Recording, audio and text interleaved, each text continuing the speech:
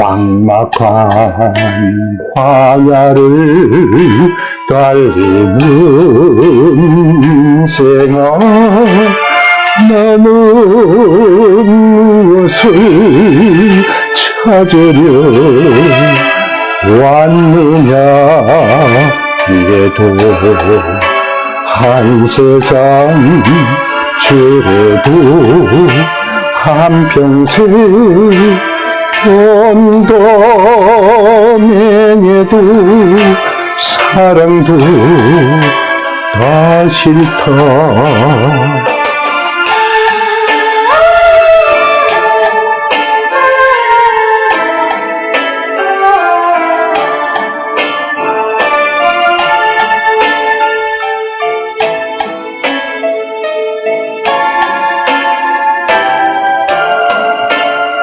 목수 청사는 변함이 없건만 우리 인생은 나날이 변했다. 이래도 한 세상, 저래도 한평생, 돈도 명예도 사랑도 다 싫다.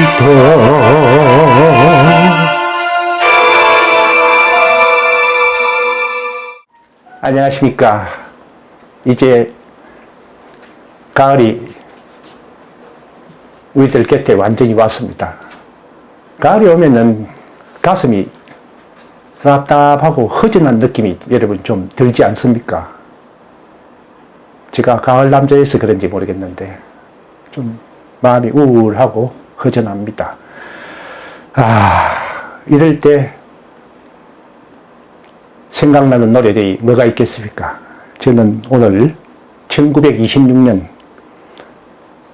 윤심덕이 작사하고 루마니아 작곡가 이바노비치가 작곡한 사회 찬미.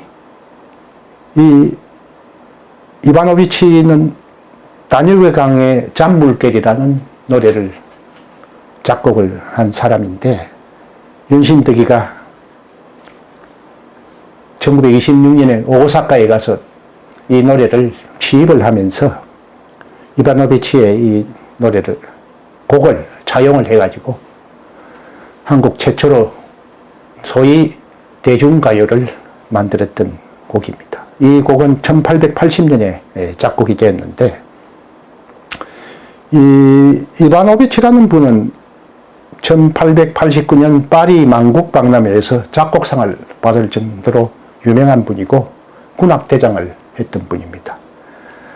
자, 이 노래가 제가 금방 한국 대중가요의 효시이고 또 대단히 인기가 있었다는데, 이 노래가 만들어진 시대적 배경하고 또 이 노래를 만들었던 윤심덕과 그를 둘러싼 여러 사람들을 얘기를 시작을 하도록 하겠습니다. 이 노래가 나왔던 1926년, 1920년대와 30년대가 이 노래가 나오고 히트했던데, 정말 시대적으로는 암울했습니다. 1910년에 시작된 일제 식민 통치는 1919년 3.1 운동이 실패한 이후에 일제는 무단 통치에서 문화 통치로 전환을 했습니다. 그러나 헌병들이 칼차고 문화를 불아리면서 한국인을 급박하던 그런 것에서 벗어나가고 보통 경찰을 많이 풀어가지고 독립운동가, 지식인, 학생에 대한 감시가 강화되었고 사회 각 분야의 친일 조직이 많이 만들어졌습니다. 그래서 시대의 변화를 조금이라도 읽어가는 지식인들을, 학생들, 이런 사람들은 좌절과 허무와 시리를 많이 느꼈습니다. 이런 시대적 분위기 속에서 사회 찬미가 나왔습니다. 우리 한국 사람들은 옛날에 민요나 가사나 판소리나 이런 걸 듣고 부르면서 자랐죠. 그러다가 기독교가 들어와가지고 찬송가가 불러지기 시작하면서 한국 사람들은 그 찬송가 선율에다가 가사를 적당하게 지어가지고 찬가라는 이름으로 1900년대 초반부터 20년 되기 전까지 주로 부르다가 1920년대 넘었으면은 홍남파 선생이 봉선화 같은 걸 작곡을 하는데 그때 예술가곡이라는 이름으로 불려지다가 마침 윤심덕이가 오사카에서 지입을 하면서 이 사회 찬미를 지입을 했는데 이분이 돌아가시고 나서 크게 히트하면서 우리나라 대중가요가 여기서 시작되었다고 합니다. 그러면 이 노래가 여러분 윤심덕이가 부른 노래를 들어보면 지금 기준으로 보면 참 많이 실망할 겁니다. 어찌됐든 윤심덕은 어떤 사람이며 왜 이 노래가 히트했는가를 한번 살펴보겠습니다.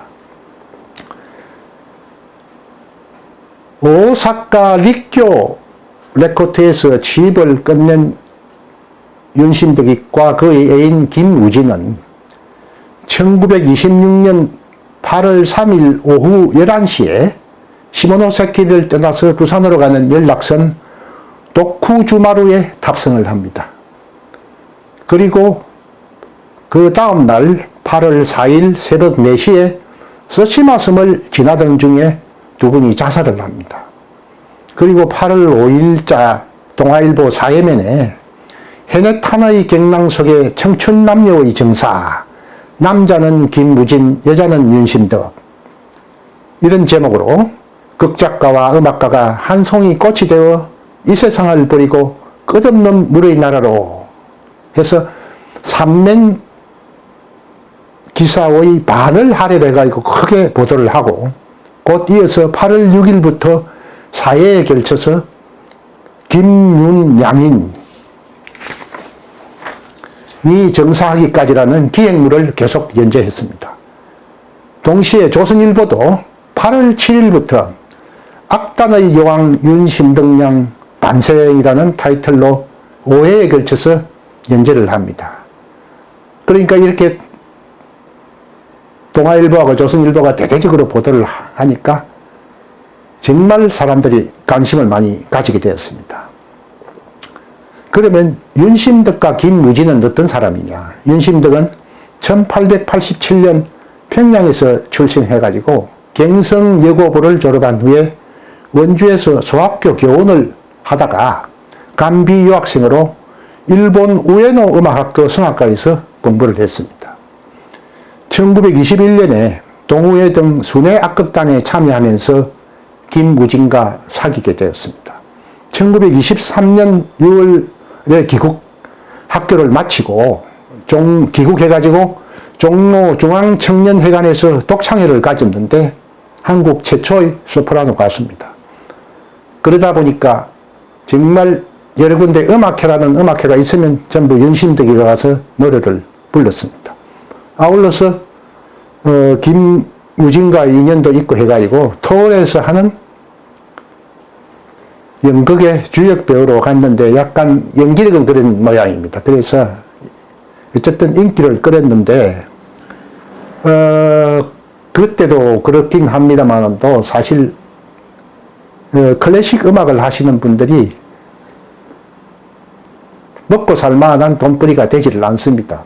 그래서 생계를 위해서 세미 클래식은 물론이고 대중가요를 부르기 시작했습니다. 김우진은 1887년, 그러니까 윤심덕하고 나이도 똑같은 동갑입니다. 전라남도 장성에서 출생했고 와세다대학에서 영문학을 공부를 했는데 김우진의 아버지 김성규는 목포 출신의 갑부입니다.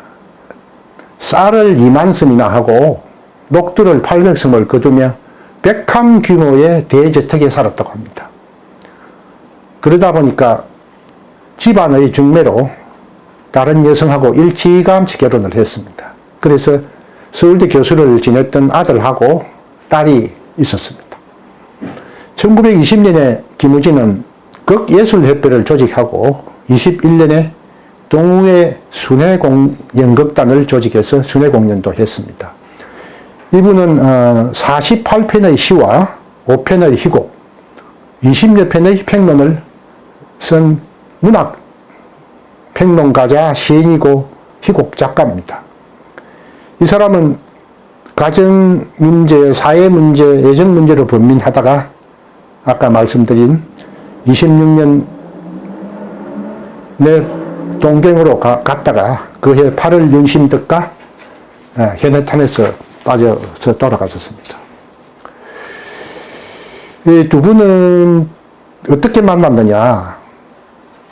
1918년 같은 해에 동경 유학을 갔다가 윤심덕이 경제적인 어려움을 탈피하고자 부자인 이충문과 만나서 사귀다 보니까 스캔들이 터졌습니다. 그래서 윤심덕에 대해서 대중들이 욕을 많이 합니다. 그래서 대중들이 외면하니까 윤심덕의 인기가 떨어지고 경제적으로 더 힘들어지죠. 그런 가운데 이제 유부남 김우진이 도움을 주면서 가까워지게 됩니다. 1926년 8월 1일 날 윤심덕은 김우진에게 오사카로 오라쿠는 전보를 띄우고 그리고 나서 자기 노래에 반주를 했던 동생 윤성덕은 미국 유학을 위해서 요코하마로 가고 그들은 8월 3일 시모노세키로 가서 부산행 배를 타가지고 탔는데 두 사람은 가명을 썼습니다. 1등실에 김수산, 윤수선으로 가명을 써가 승선을 해가지고 아까 말했던 방식으로 돌아갔습니다. 이분들이 남긴 유품은 윤심덕은 현금 140원을 남겼고 김우진은 현금 20원에 금시계 하고 본부인에게 보내는 편지를 남겼습니다. 자, 이렇게 두 사람이 보면은 김우진은 유부남이고 윤심덕은 처녀입니다. 1920년대와 30년대는 모든 걸, 모든 보이라는 이름의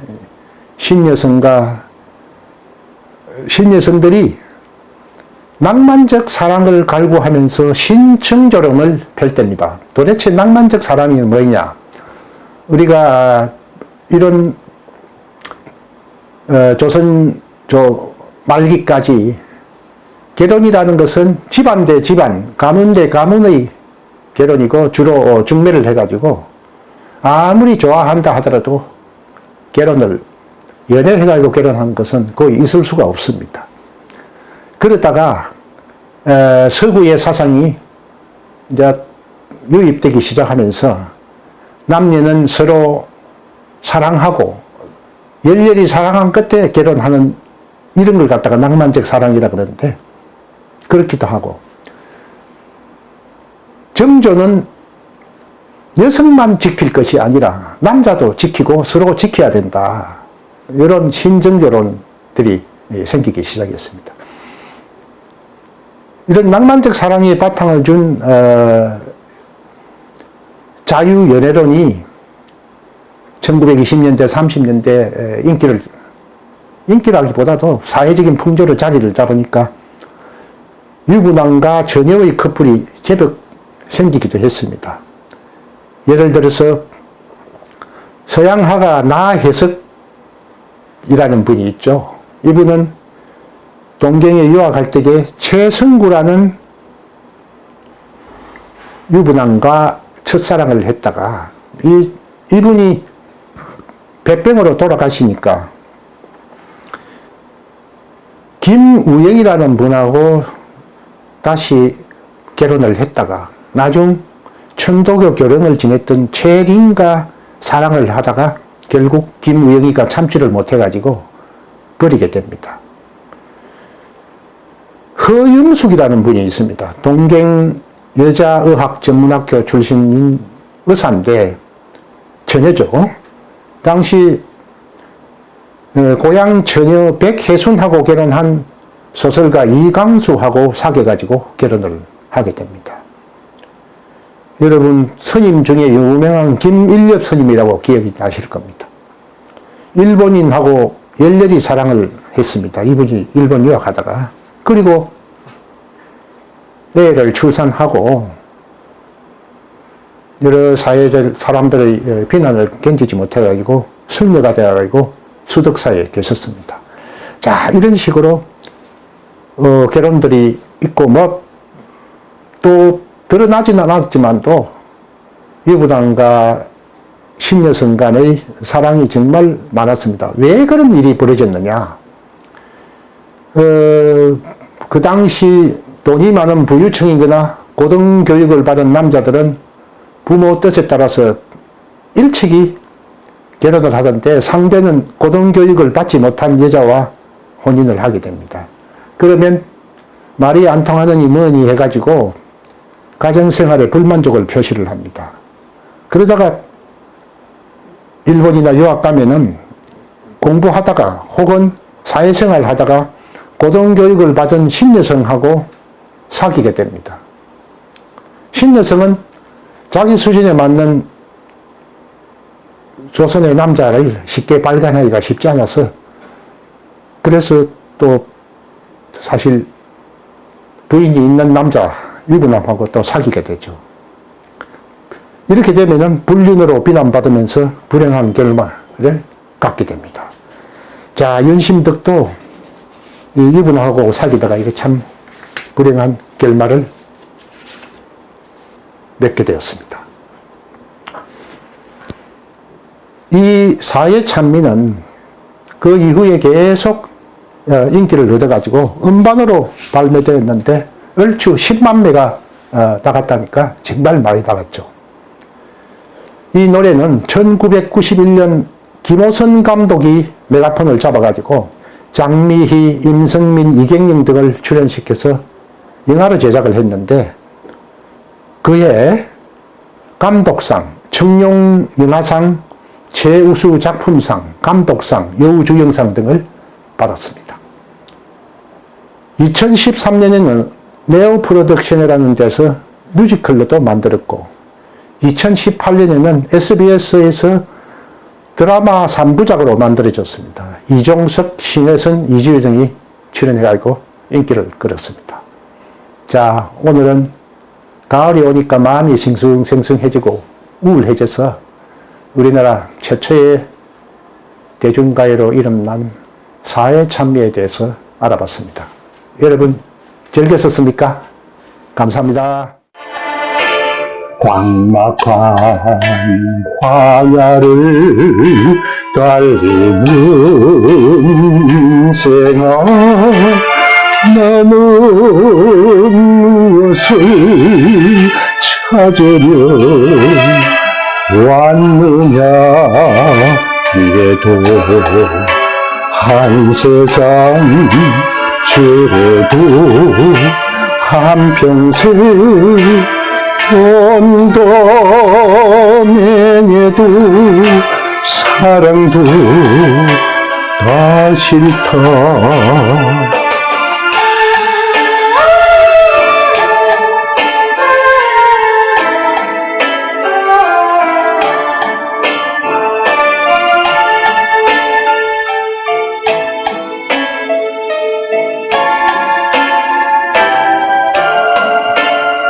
목수 청사는 변함이 없건만 우리 인생은 나날이 변했다. 이래도 한 세상 저래도 한평생 돈도 명예도 사랑도 다 싫다.